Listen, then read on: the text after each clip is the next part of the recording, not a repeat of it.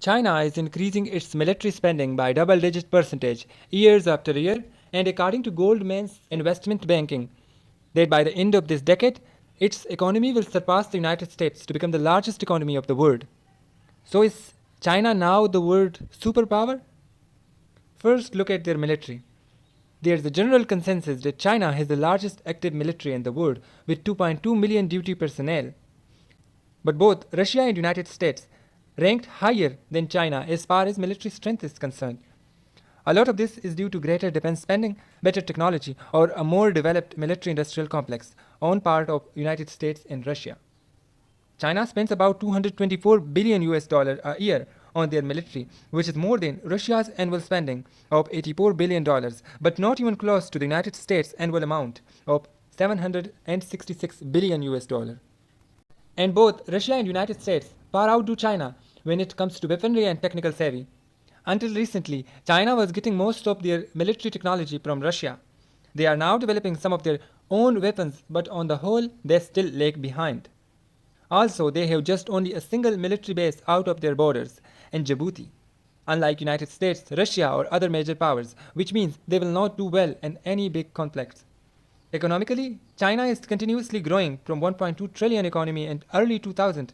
Today, their economy is nearly 19 trillion US dollars in 2023, rank it second just behind United States. China does have this largest economy worldwide, but they also have the fourth largest land mass and the largest population.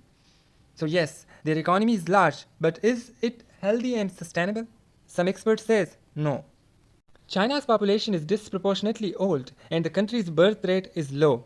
And in 2023, China's population saw decline for the first time in last 6 decades, which will affect the working age population, which will show a sharp decline within a few years, according to the International Monetary Fund.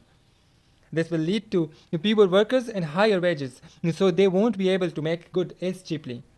As a result, many multinational companies will leave it and will move to other emerging markets like Indonesia, India, or the other Southeast Asian countries. China also have a low standard of living and a low GDP per capita ranking. So they are wholly relying on exporting goods to other countries with higher average annual income per capita. This inhibits their ability to generate their own economy and makes them more susceptible to competition from the rest of the developing world. If India or another country can afford to pay its workforce less, manufacturers will almost certainly leave China. Plus, its economy is not benefiting its people. China is currently ranked 80th on the Transparency International corruption scale, largely due to a widespread system of bribe-taking and embezzling by their government officials. They also have about 13% of the world's poor living inside their borders, which makes sense due to their overall size, but is still a strong indication of economic disparity between the classes. China also has a lot of border disputes with nearly all of its land and sea neighbors. They are also the permanent member of United Nations Security Council and a major player in the world politics, as it did a lot in May 2023 to negotiate between Iran and Saudis. China is an emerging force on the world stage. Their military and economy are growing at a record rate, but their ability to maintain this growth is still an open question.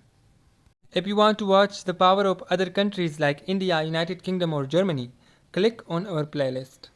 While serving as China's main bridge to the Muslim world, Pakistan has also played an important role in closing the communication gap between China and United States. In fact, Pakistan was instrumental in facilitating President Richard Nixon's first visit to China in